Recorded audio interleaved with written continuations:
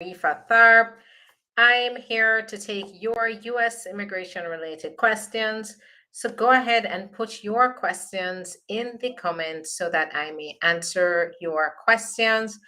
So I have a good topic for you today. First of all, happy Valentine's Day to all you happy couples out there, and also happy Valentine's Day to all those who are indulging in self love today, right? Because it's not just about couples, it's not just about being together as a couple, but it also means honoring yourself. So I see somebody here saying that they cannot hear me. Just can someone confirm whether or not you can hear me? Okay, so I see happy Valentine's Day. So you must be hearing now. Yep, same to you. So today I wanted to focus on honoring yourself, right? Being partaking in self love, and what that means today for me is as an attorney representing individuals who choose to love themselves over being disrespected, over putting up with a situation that deals a blow to their self-respect, their dignity, and self-esteem. And so today, I also honor my clients who have chosen self love, the ones that have gone on to then, they have gone on to do great things because they were able to walk away from a bad situation and still achieve their dream of becoming permanent residents in the United States. Hi there, it's nice to see you, Chadane. Nice to see you. So today, let's talk about that, right? How can you preserve your own happiness in a situation where you may be married, you may be with a spouse, and at first everything seemed great, but then you realize that this spouse is nothing like what they were pretending to be, and now you feel stuck. You feel like you're going through the permanent residence process. Usually it's a situation where you're already here in the US, you're with the spouse, and then you find out that things are really not the way they should be, and you're the one that's suffering. How can you go back to your own peace and your own happiness in a situation like that? And you'll hear me say it every time. If you're new here, great, I get to say it again. If you have been following me for a while, you know exactly what I'm going to say next. And I want you to know that you can apply for your own work permit and your own permanent residence. Now, when you think about a work permit and permanent residence, it's not just a card that you get, but it represents your future. Because without those things, it does give you it empowers you. It gives you the ability to build your life here. It gives you the ability to invest in your own future, right? And so it's not for me as the attorney. I always say that my work is life changing because it's not just about getting residence here, and it's not just about getting a work permit, but it's everything that it represents. And so whenever my clients hire me in the situation that I'm talking about today, where they're being mistreated by, a spouse, in other cases, it may be a parent or a child, but in this case, I'm talking about a spouse since it's Valentine's Day. When they're being mistreated by that spouse, and they choose to then hire me to assist them to achieve those goals, it also represents the moment for them when they have gained the bravery, they have gained the insight to understand that they have to choose themselves first. And so it's much bigger than just getting permanent residence. Now, when you're in that situation, you suffer, right? When you're with someone who is mistreating you, and at the same time you're trying to hold out to get to the end of the process. And this is the dangerous part, because a lot of people think that they can hold out, they can stay with the person they just need to hang on. The relationship may have started out great. Then as they went on the immigration journey as a couple, it starts to turn into a nightmare. And oftentimes when people get to the point where they're ready to talk to me to figure out what their options are, they always describe a period where they're thinking they can stick it out. If they can just stick it out with this person until the end of the process. And usually when they've gotten to the point where they're talking to me, something has happened. Sometimes it's devastating. Sometimes luckily they take action before something devastating happens.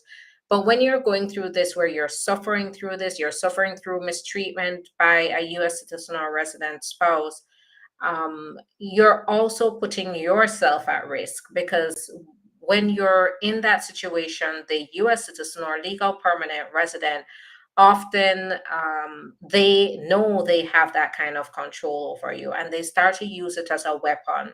And eventually, as they see you trying to regain control over your own future, they start to do things to retaliate. And I've seen where they have, you're thinking you can stick it out, right? And at the same time, they're actually destroying your ability to get permanent residence and the work permit, or to keep the work permit if you already have it. They may do things like contact immigration. I have seen real couples where the US citizen has gone as far as to go to the immigration and tell them it was all a farce, even though it wasn't. They did that to sabotage the immigrant spouse. They have signed papers, written to immigration just to be vindictive. Or they have attended the interview, the final interview, and when they're at the interview, they don't answer questions straight. They're very lackadaisical about the whole thing. They don't take it seriously. And in some situations, they do this intentionally to be able to sabotage the immigrant spouse. So at the end of the day, my clients, some people who have become my clients, at first they think they can hold out with this person and they suffer in silence. They swallow their pride. They lose some self-esteem. They lose their dignity, and it does a lot of damage to them. And then they still don't get to the end point that they're trying to get to, because this person, this spouse who's mistreating them, their whole goal is to keep control. And if they see they're losing control, they retaliate, because they know exactly what to do to get back at the immigrant spouse, and that's to destroy their future in the United States, by going to immigration and falsifying information, saying that they were only with them for the permanent residence, or just sabotaging the interview by not cooperating. I have seen where real marriages turn into a situation where the spouse starts to blackmail them. And oftentimes, where there's substance abuse involved, the US citizen spouse, will turn around, and US citizen or resident spouse will turn around and say, you need to give me money, usually for drugs or alcohol, or else. And that turns into a pattern. And usually when you do have substance abuse, or you have a blackmailing situation, they don't want it to end, and they tend to not make sure that you not get to the end of your process. So how do you get to the point where you're happy again, or that you have some peace, some sense of control and independence over yourself? It's not necessarily to stick it out until you feel like you get to the end of the process, because you may not get there. It's to be able to take control of your situation by applying for your own process, especially in this situation where the spouse is doing things like this. I'm describing real life scenarios to you. And then luckily, I've seen the positive side when my clients get to the other end, the other side of things, and they become empowered. It's the most rewarding thing, not only to me, but to my clients, to see them gain their independence, gain control. And then sometimes when I'm speaking with them, they speak with me with satisfaction, maybe talking about how the spouse is they're wondering how they're even getting by when they thought they couldn't. Or sometimes they, of course, abusive spouses tend to beg beg the other spouse to come back. And that sense of satisfaction, knowing that here's this person that treated them so badly, who's begging them to come back, and they don't feel like they have to, they feel like they're in a better situation because they took action, they put their self-love before anything else. And so this is why that's my theme today, is self-love. Self-love is the best love. And that's what makes my work so fulfilling in these kinds of cases, is that I get to watch my clients get satisfaction. And in a way, it's like they get to control karma here. And as a result, I get that satisfaction as well. So I am finished talking about what I'm talking about.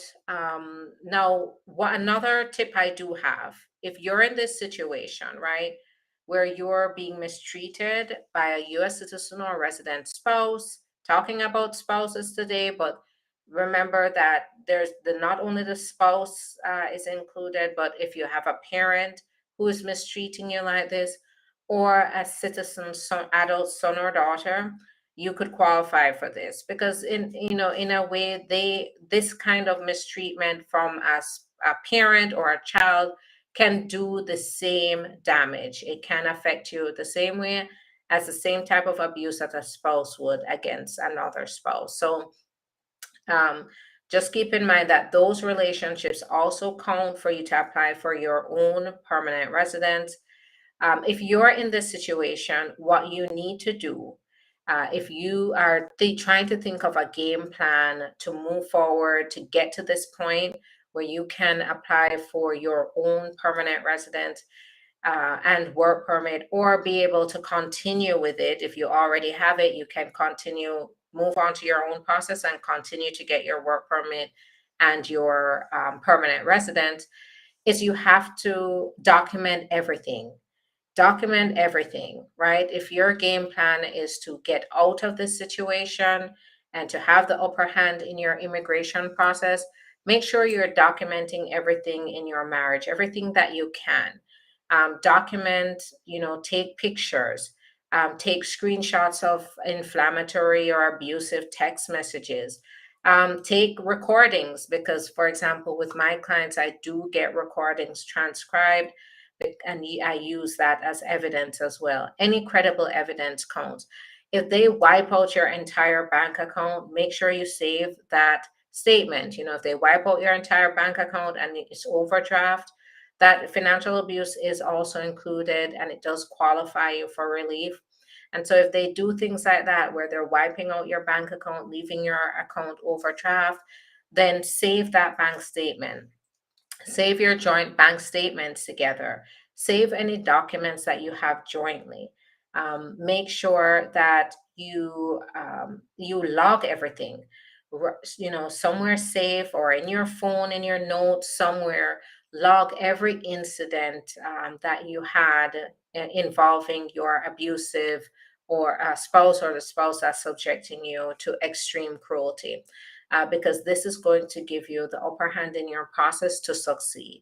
So, the first thing, make sure you document everything, and then give me a call, and then we can get started on your matter as soon as you're ready.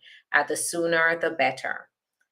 Now, to go ahead and schedule a consultation, because first we have to do an evaluation, go ahead and click on the link in the profile, and that will take you to a web page. So the link tree with all the different links, a link to be able to schedule your own appointment, a link to the website. You can call, you can fill out a contact form, you can do online chat, or you can schedule your own appointment. It's all there for you. All right, so I'm going to answer questions. Go ahead, put your questions in the comments, and I will answer. All right, so we have a question here on YouTube. So, hello, I received an RFE because something about affidavit. I'm married with US citizen and already sent all applications. Can I still get more RFE or is this the only one I'll be getting? It's going to depend on how you respond to the RFE. So, if you get an RFE and you do not respond sufficiently, then you could very well get additional requests for evidence or even a denial after you submit the RFE. And if it's not good enough, I don't know. You said something about affidavit that's very vague. Are they requesting the affidavit of support or are they requesting additional affidavits from individual attesting to your marriage? So I'm not sure what that means, something about affidavit. But here is the number one rule with a request for evidence.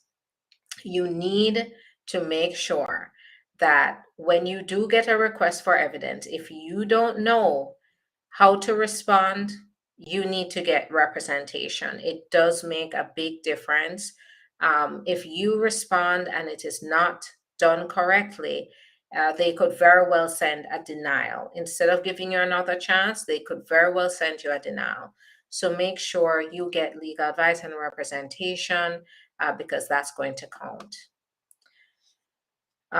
Okay, so I sent my applications in August, including all the petitions here.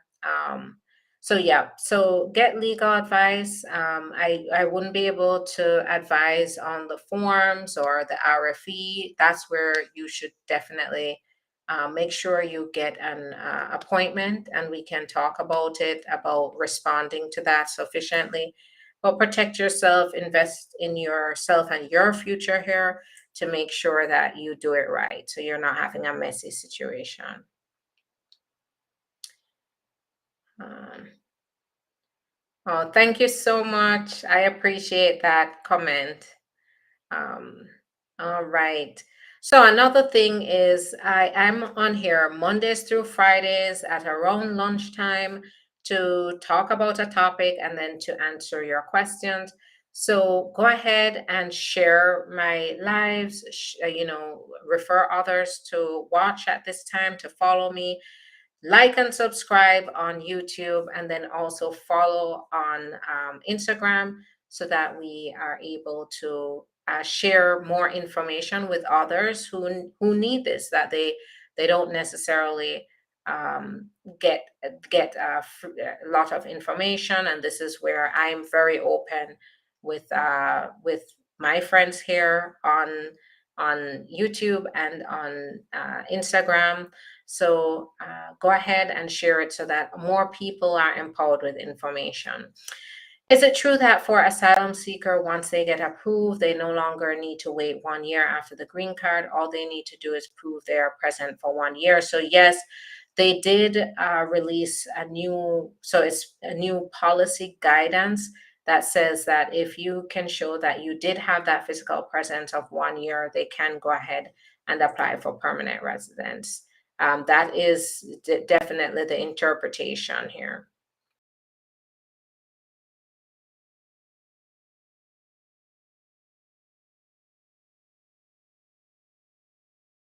Here to answer your immigration related questions.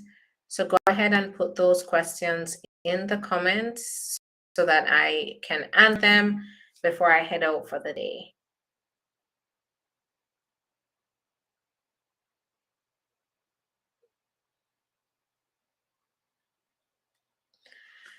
All right, so I don't see any more questions, so I'm going to call it a day. I'll be back tomorrow again with another topic. So go ahead, plan your questions for tomorrow. I'll plan my topic and then we can talk through it all tomorrow. So in the meantime, have a great day, everyone. Have a good Valentine's Day, and I'll see you tomorrow. Bye-bye.